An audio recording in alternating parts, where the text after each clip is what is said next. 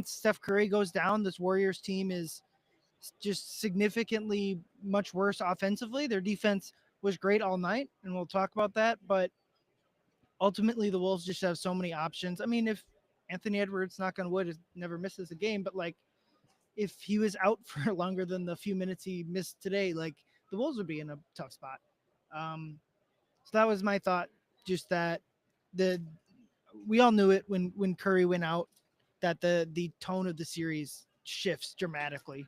Um, I posted about it that the Wolves were the Wolves had a higher using Vegas odds. The Wolves had a higher chance to win the series after the game one loss because of the Curry injury news than they did before the series started, and it's just all due to the series. And now they'll pick up some odds after tonight, but it goes from a series that is like a toss up or slight Wolves to just like the Warriors are gonna have to fight and claw to get back into this series, unfortunately, and it stinks. I think it stinks out obviously mostly for the Warriors, but it stinks for the Wolves too, obviously to a much lesser extent, but they got the job done tonight. They played an undermanned team without their best player that has been traveling the world seemingly throughout these playoffs. They were tired. They kind of let go of the rope towards the end of the beginning of the second half, but rebounded nicely to win. Just kind of talking with some Golden State people. Um, so Curry will be reevaluated in 1 week.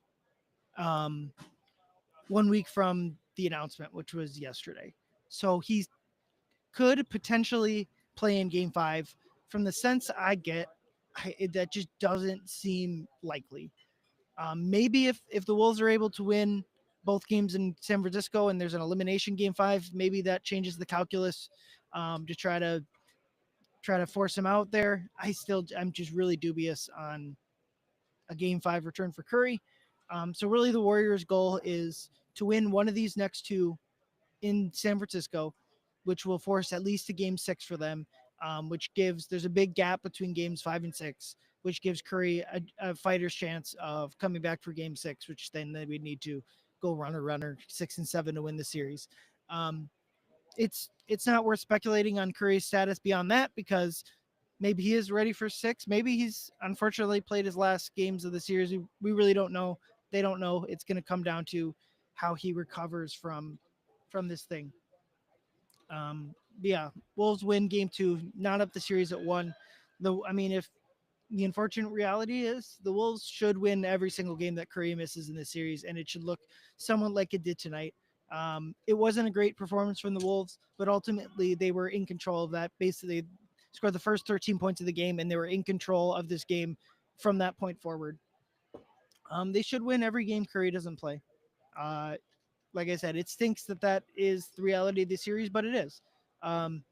The Warriors are just, as any team would, are just not good enough to beat the Wolves without their best player, and it's not even a shot at the Warriors. That's true of every single team probably in these playoffs, shy of like the Durant Warriors of back in the day, the best team I've ever seen. Um, but for tonight, Workman Light victory. I thought it was a really good sign to see them both start the game on a 13-0 run. That was big because the energy was not in the right place. I'm not gonna say the effort was bad to start game 1, but the energy wasn't quite there. So for them to get the crowd into it, start off 13-0, I thought was big. Jaden and Mike knocking down the first 2 3-pointers of the game as the Wolves missed their first 16 of game 1 I thought was good. Just kind of get rid of some of those nerves. I tweeted out the Wolves hit their first 2 threes of the game, and it took them 21 attempts to hit 2 3-pointers last night, or Tuesday night. So just a much different kind of start to the game, and that's how the Wolves should do it. They don't deserve. I just kind of thinking about the series writ large. If we were hoping for some sort of like Rudy gets his comeuppance on Draymond, or the Wolves get to embarrass Jimmy for his transgressions all those years ago, unfortunately, that just isn't going to be in the case. Not because just because there's not much. Those guys played great, and there's just not much for them or the Warriors to do if the Wolves are going to play. I don't know what I would determine. This is probably like an average outing for the Wolves, some good, some bad. If the Wolves are going to play even their average game, it's going to be hard for this undermanned Warriors team to beat them. I don't know. I mean, they only lost by 11 in game one, and that was about as bad as they played all year. Um, but yeah, the Wolves got the job done, made just enough plays. Going through kind of more of the game flow here.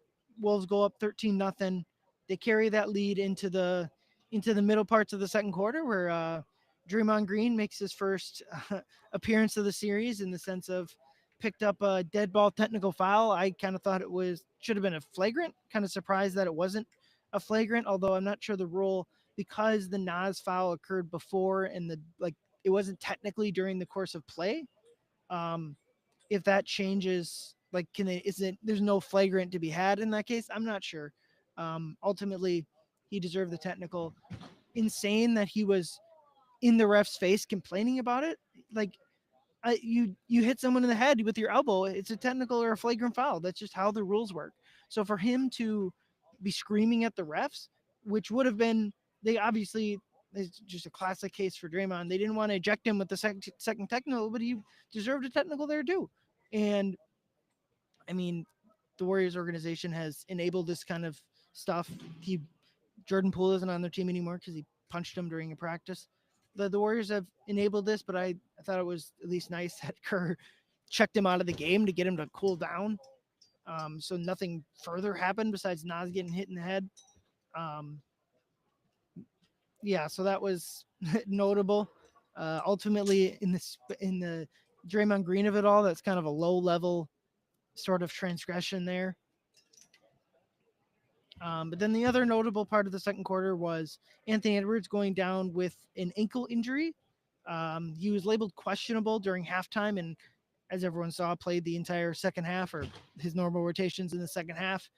Um, yeah, the hope, obviously, every time Ant goes down like that is just like he's going to do what he always do and spring back up. And maybe, again, knock on wood, that there isn't a time where he doesn't get back up. But until proven guilty, kind of like when he goes down with those injuries, you just got to assume he's going to come back and reevaluate. When he doesn't, missed about 6 minutes of the second quarter, looked a little spry coming out of the halftime locker room. I saw him running down the tunnel. Looked okay. Saw him play out there. I think it kind of loosened up as the second half went on. So I guess the last like kind of remaining worry there is that it tightens up uh, tightens up as they fly out to San Francisco here. Um, but the every expectation will be that he'll be ready to go for Game 3. I'm sure Finch will be asked about that in the press conference after following this game. Um, but yeah, heading into the third quarter, I just thought this was about as bad as the Wolves play, even with the awful game one. I thought the start of the third quarter was about as brutal as the Wolves played in this 2 game stretch at home. Just bad turnovers, not getting back in transition, terrible defensive energy. The Warriors scored more points in the first 6 minutes of the third quarter than they did in the entire first quarter. So basically more than doubling their offensive output um, from the beginning of the game. Just a frustrating stretch, but ultimately they follow it up with a 14-3 run to immediately put the lead back at 18. And it was pretty much over from there. Last 3 minutes of the game, we got our as I watched Luka Garza walk onto the center court here. Um, we got our Luka Garza special. I thought it was funny that 3 different times the Warriors missed the front end of 2 free throws, and then all 3 times quieted up the crowd. One of which was Jimmy. So I thought that was I was like, it would be funny if Jimmy was the one to give everyone chicken, but the thematically him silencing the crowd with the free throw kind of makes sense given his history. But yeah, like I said, Wolves win 117-93. Uh, the closest it got in the fourth quarter was 15 points. They had it wrapped up basically that 14-3 run late in the third quarter was the deal breaker. Going down the Wolves roster, Anthony Edwards, solid game. Hard to really get on anyone too much when you win by, um, what is it? Math is hard. 24 points. Um, Anthony Edwards, 20 points, 9 rebounds, 5 assists. Goes 6 of 13 from the field, 2 of 4 from three. Gets to the line 8 times, makes 6 of them. The 9 rebounds and 5 assists are big to me. His offensive game, specifically layups, have just been kind of a disaster for him. I'm not sure. It's been a brutal thing for him all year. But as I count him up here, 1, 2, 3, 4, 5, 1, 2, 3, 4, misses his first 5 layups of the game just to make the final three. So finishing in the paint has been an issue for Ant all year. Weirdly, he's clearly frustrated about the officiating. I to a certain extent I get it. He's kind of getting hit on the arms as he does his up and under moves and step through moves, and he's not getting the calls there. I get his frustration, but ultimately in the playoffs, you're a lot less likely to get those calls, and a little frustrating to see him continue to have a brutal shooting stretch in the paint, but did enough down the stretch of the game, obviously, to win. Jaden McDaniels, phenomenal defensively, only had 2 rebounds, but had 16 points, 7 of 10 from the floor, made one of his 2 threes, 3 steals, 3 blocks. Just incredible Jaden game. The offense was fine, but I mean, and that's what they need from Jaden. Uh, Fantastic defense, and I mean, we saw earlier in the year so many times where he was just like a zero on offense, just being parked in the corner. And obviously, we've all watched that not be the case um, down the stretch of the season, and it wasn't the case tonight. He did a good job getting out in transition, making tough buckets. He made a couple layups, but a lot of them were like floaters in the lane or like fading jumpers. Just thought it was a phenomenal Jaden game. The defense was there the entire night, and that's going to have to be not have to be, but that's going to be something the Wolves are going to rely on this entire series while Curry is out. The Warriors just don't have nearly enough offensive options for a very solid Wolves defense. I think they finished 6th in net rating in defense.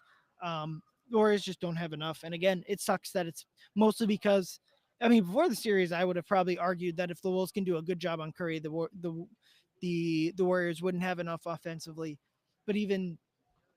But especially with Curry out, it's a tall task.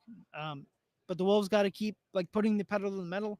I really think, I mean, I'll say that the Wolves should win, assuming Curry's out the next 3 games. The Wolves should finish the series in 5. They just should. Like we watched it tonight. It's not close. These two teams are not close when without. I mean, I don't need to keep repeating, but like as would the case would be if the situations are reversed, the Wolves might be as equipped to deal with a superstar injury as much as anyone. But no matter no matter how much depth you have or think you have, like it's a reality of the NBA. I guess football has it with quarterbacks, maybe to a much lesser extent, like baseball and a starting pitcher, or hockey and a goalie. But it's just it's an unfortunate reality of the series. Julius Randle, next guy on my list, was all right in the first half. Um, thought many of the energy issues were there, just not getting back in transition. Ball movement wasn't there, but in the second half, I thought he was the Wolves' best player. 24 points, 10 of 17 shooting, 7 rebounds. We were kind of triple double watching him there. Only able to grab 1 fourth quarter rebound. So finishes 3 rebounds shy of a triple double. He's had 14 triple doubles in his regular season career. It could have been his first playoff triple double, but 11 assists for Randle, which is always a big number for Julius. When he's able to get into the lane, get his bully ball stuff going, and make tough passes or solid passes to open guys, that's just such a big deal for this team. Finding an extra creator next to Ant. Only 2 turnovers again. Big number for Julius in that with the playmaking for any player comes potential turnovers, and he was able to limit those. And then, like I said, 24 points, led the Wolves in scoring. In a workman-like game, the bully ball stuff is going to work against these smaller teams and smaller Golden State lineups if and when they get to a next series and they aren't playing these small ball lineups. OKC and Denver don't play small. But for now, the Randall did what he needed to do. Uh, plus 17. The three guys I listed, Ant, Jaden, and Julius, plus 21, plus 20, plus 17. Those guys were key tonight. Next, Rudy Gobert, a frustrating Rudy effort. Just kind of um, a lot of the classic hand stuff, a lot of just fumbling the ball, all that good stuff. Um, but all the other classic was his defense was outstanding. Shut down the paint so many times. Warriors players would try to drive it in the paint, and they would just turn around seeing Rudy. Um, they don't with Curry. The Warriors kind of had something like you don't really want Gobert chasing Curry around screens. So the Warriors had kind of a way to potentially attack Gobert, but without Curry, it's just it's a nice matchup for Rudy. He's guarding Draymond pretty much the entire time, a little bit on Butler, which both of those guys can shoot the threes, and they've both shot it well really in this series. Although Draymond was 1 of 6 tonight, Jimmy split his 4 3-point attempts. But yeah, neither of those guys are going to blow by you, which I think is actually like when we talk about Rudy ISOs, which he's been great all year. The way to beat him on those is to drive by him, like it is with. It's not even a thing about Rudy. That's just any big guarding in space. And Luka and LeBron really didn't do that in the last series, but the guy that did was Austin Reeves, the quickest of those three Laker offensive pieces. And without Steph, they just don't have that type of piece to be able to, if Rudy switched out on him to drive by. Uh, Jimmy tried a couple times to drive by Rudy and to not a whole bunch of success. So probably the most classic Rudy game. You would have liked to see a few more offensive rebounds than just 2, but ultimately it was a +9, locked down the paint, great defense. It is what it is with Rudy at this point. You'd like to see more of what he did in Game 5. Ultimately, you got to give credit to the Warriors for doing a better job of like rebounding. That I will say, like that's been the biggest thing between this series and the Lakers series is rebounding and defense. The Warriors are just doing so much better job at that, and I don't even think they have, especially with Curry out, they don't really have more defense. They don't really have like more rebounding talent than the Lakers, but they just the effort is so much higher. So give the Warriors credit there again. It stinks the reality of the injury status, but Mike Conley, solid enough game. Hits his scores 6 points on 2 3-pointers, a couple rebounds, couple assists. Kind of another realistic Mike game. Only played 17 minutes. They leaned more into Dante and Nikhil in this one. Uh, yeah, it's kind of been a whole series for Mike. I disagree that they should make any drastic changes for now, but what they did in Lakers series when the games were close is they went with their best 5-man lineup, and that's I think all you can ask for. I don't particularly mind who is starting, and if you're talking about who's starting, the Wolves started off on a 13-0 run, so it's hard to quibble with the starting lineup too much. Naz Reid, I mean, just with everyone, it's it's obvious, but like just knocking down shots is so important. Naz knocks down 3 of his 8 3-pointers, adds another 2-pointer in there. Bench high plus 18, 5 assists, 3 rebounds, 11 assists. Defense was solid. Got called for a couple fouls that were fairly frustrating. None of which I don't think. Yeah, three non-shooting fouls. So bit of a rough whistle there for Naz, but thought it was a solid game for Naz. And the main player that I think was played above what he's did is Nickeil Alexander-Walker. Nickeil has been the Wolves' most consistent player the entire regular season. I would say every other player, you can pick out spots where they were sensational. You can pick out spots where they were not very good. And Nickeil was really the only player that the entire series was just steady, was a solid piece, knocking down shots, playing great defense. And that's what we saw tonight was the Nickeil from the regular season, and probably a little bit more. 7 of 13 from the floor, 4 of 6 3-pointers, 2 rebounds, 3 assists, a block, and 20 points for Nickeil. The Wolves are going to be hard to beat when Nikhil's playing like that. It's just a reality of their offense. He's basically their 8th guy coming off the bench. I would argue, I don't think it's particularly close. The best eighth man in the league. Uh, he finished he finished sixth in six man of the year voting. So that's if you finish sixth in six man of the year, it's like you won the award, right?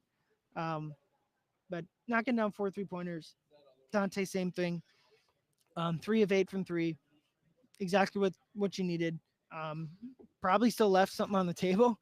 We were joking before the game with him. Uh, People saw the new pope, first American pope, and he's a Villanova grad. So Dante was excited about that.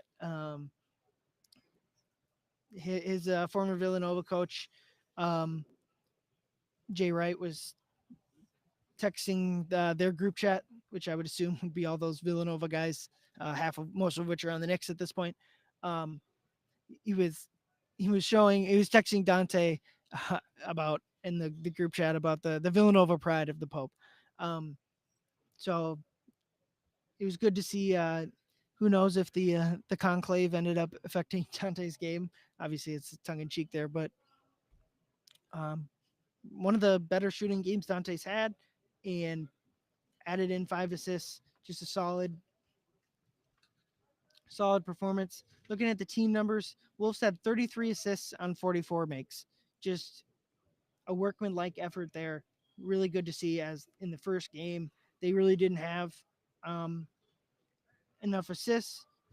Just kind of looking at like how many buckets. So they had 11 non-assisted buckets. If I can count them up here, just how many um, were um, like just true isolation buckets. First one is a Rudy tip in, so don't need an assist there. Um, Randall driving layup, Randall tip in layup, Jaden layup. So all these non-assist, I think every single one of these non-assisted buckets were in the paint, which is just a good sign that if all of your buckets are either being assisted on or are in the paint, either tip dunks or drives to the rim, that's just a good diet. I thought the Wolves shot diet was phenomenal. Um, they shot 37 3-pointers, 50, 52 pointers, and 23 throws. That's about as good as it gets in terms of um, a shot map. Can't hard to complain too much about that. Thinking about Golden State some more. Jimmy was solid, 17 points, but it's not fair to say this, but they need more from Jimmy. Again, absolutely not fair, but they're going to need like the Miami Heat playoff Jimmy if they're going to win this series, at least for one game. Again, it's ultimately not fair because that's not necessarily who the player he is right now in his career, but it is what it is at that point. Um, Other guys that played well, Jonathan Kaminga. I not surprised to see the Warriors go to him here. He he led the he led the Warriors in scoring with 18 points. As as Nikhil walks across the court here, looks like Nikhil and Jaden were on the podium there, and as Nikhil leaves.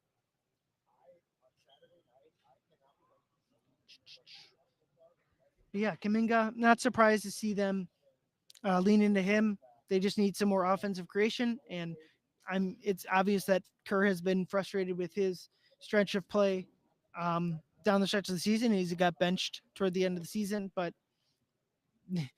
when you're missing offensive talent, you got to go to something. And they played Kaminga for 26 minutes. The 3-point shot just looks just not good enough, which is just that's a big thing with this whole Warriors team is that they don't have enough shooting. I mean, obviously they're missing the greatest shooter of all time. Kaminga shot 30.5% from three this season and wasn't much better in previous seasons. Uh, it's obvious that they had to go to him, but ultimately they don't, it's not, it's not a, it's not a good lever to pull ultimately because Kaminga hasn't been a good enough player to play in the playoffs without a shot.